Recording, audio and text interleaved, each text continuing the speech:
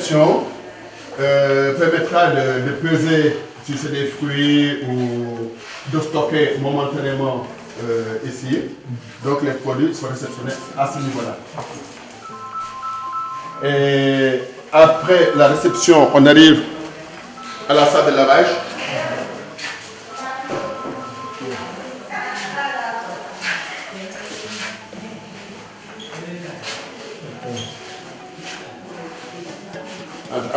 Avancez. Là, nous avons la salle de lavage.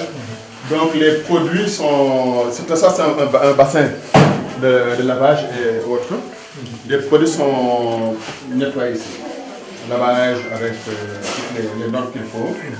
Avant d'être acheminés dans la salle pour l'épluchage, le traitement. Donc, l'idée, c'est que le produit fait un circuit et ne doit pas retourner en arrière pour éviter les contaminations. Donc, une fois que le produit rentre, il doit sortir l'autre bout en produit fini. Donc, ça, c'est tout ça, c'est du... Voilà, c'est du matériel acquis, l'acquisition du matériel. Là, on a un moulin, c'est avec ça qu'on fait le piment. Okay. On peut faire l'arachide aussi avec. C'est du matériel acquis par le projet, avec le projet. Tout ça, c'est du matériel acquis avec le projet. Les fruits en général. Et une fois que les fruits sont épluchés et taillés, ils ont deux destinations. Si on veut faire des fruits séchés, le four à séchage est là. Ça, c'est le four à séchage. Donc, il est au solaire et au gaz. Okay. Lorsque c'est des produits assez humides, comme la papaye, la mangue, on utilise le gaz qui peut aller jusqu'à 80 degrés. Si c'est des produits plus secs, comme les feuilles et les céréales, on utilise le solaire. Donc le solaire, on le branche ici, là, et ça c'est un ventilo. Le ventilo est branché au courant. Donc c'est un ventilo négatif, il aspire la chaleur produite par l'unité qui est à l'extérieur et l'envoie à l'intérieur du four. Si c'est le solaire, on débranche, si c'est pour le gaz, on débranche le solaire et on utilise juste le gaz. Le gaz est là, la bonbonne de gaz.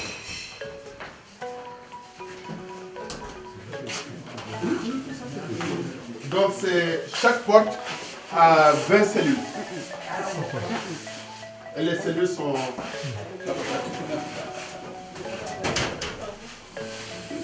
Donc on remplit le panier de produits, on l'insère.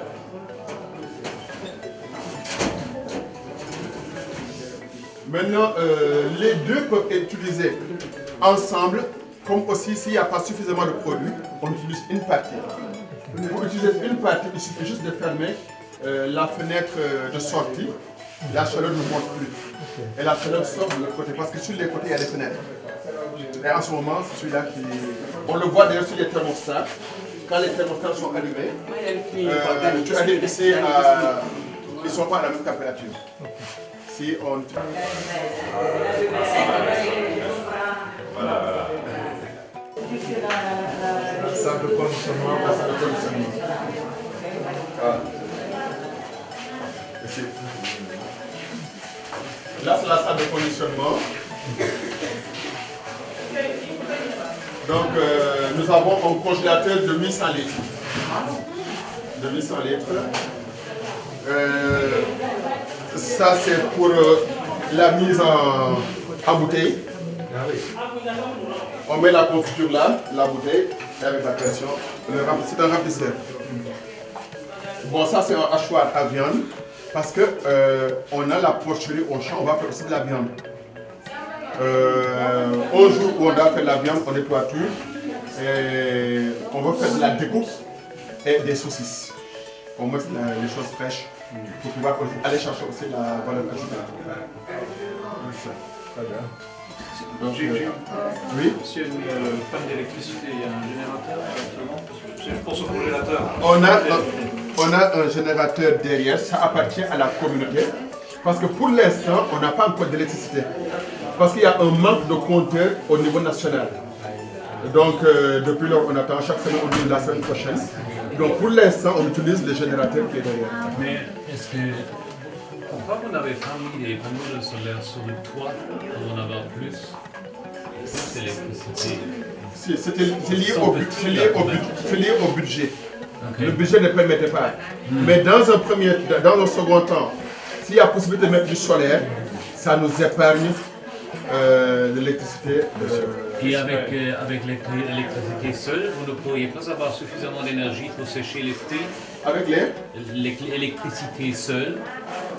L'électricité n'est pas Alors, le produit fini arrive ici.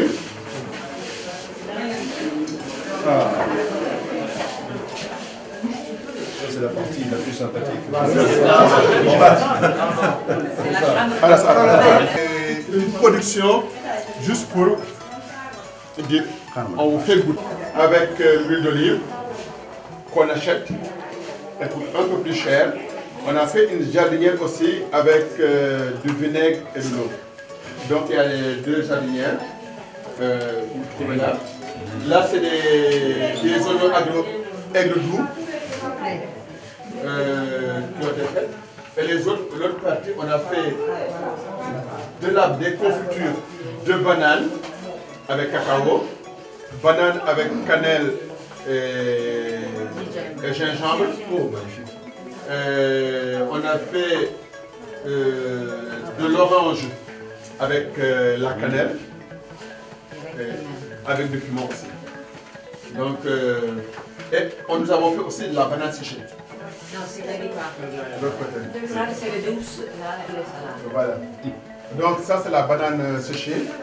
Et ça c'est la mangue séchée, mais ce n'est pas nous qui l'avons produit, c'est M. Dia qui l'a produit. Il l'a offert hier. Et on va apporter super. Des questions? Oui, du fait. Ok, d'accord. Donc c'est un peu ça. Nous on aura la chance. La banane, on l'a à côté. Et elle ne coûte pas cher du tout. Nous achetons un kilo de banane à 200 francs. 200 francs, c'est 30 centimes ou 15 centimes d'euros. Donc, la banane, on pourrait en faire et en confiture et le séchage. Et une fois que ça va rentrer dans les écoles, ça pourrait faire un goûter sain. Disponibilité continue du produit. Parce que le produit il est disponible en une période, au-delà de cette période, on a plus ce produit. Si on n'a pas un dispositif qui permet donc de stopper, de préparer donc, la précédente, donc on risque d'avoir des périodes de rupture. Et là, c'est pas bon. Parce que quand les gens viennent, ils s'approvisionnent. Ensuite, 2 mois, 3 mois, ils viennent, il n'y a plus de produit. Bon, ça pose problème. Il risque de perdre des clients. Donc là, il faut travailler pour vraiment donc assurer une disponibilité continue.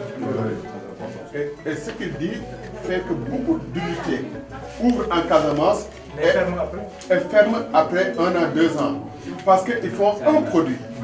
Quand tu fais de la mangue, tu dis je fais que de la mangue est finie, tu ne peux pas la conserver pendant des mois. Donc il faut avoir une souplesse et une diversification de la production. Si je finis avec la mangue, je fais autre chose. Et ici, chaque fois, il y a des produits de saison, à chaque période. Il y a des périodes mortes quand même, mais les périodes mortes, quand tu as stocké de la noix de cajou, elle ne se gâte pas, elle se conserve bien. Tu n'as pas besoin d'un congélateur. Donc tu peux la travailler dans les périodes mortes. La banane aussi, elle est presque continue. La banane, on la peut très bien aussi. Il y a de grands périmètres de bananes ici. Mais par rapport à votre réflexion, M. le Préfet, comme vous le savez, le projet a été largement cofinancé par la coopération luxembourgeoise, à hauteur de 80%, et c'est un des critères qu'ils prennent en considération pour accorder le financement, c'est-à-dire la pérennité du projet sur une longue période, les bénéfices apportés à la population locale, soit par la création d'emplois, soit justement par l'achat à des unités de production locale. Ça, c'est un critère très important que mesure le ministère et qui a une part importante dans leur décision d'accorder le projet. Donc pour le produit, en tout temps, on a un produit, comme il l'a dit. Maintenant, ce qu'on doit travailler, c'est de faire en sorte qu'on puisse assurer donc, la disponibilité et la diversification du produit. Ouais. Quand tout le temps, l'unité puisse en tout cas Fonctionner. Si on ne peut pas utiliser des gens, donc les utiliser en moitié temps. Non, clairement. Non, mais c'est...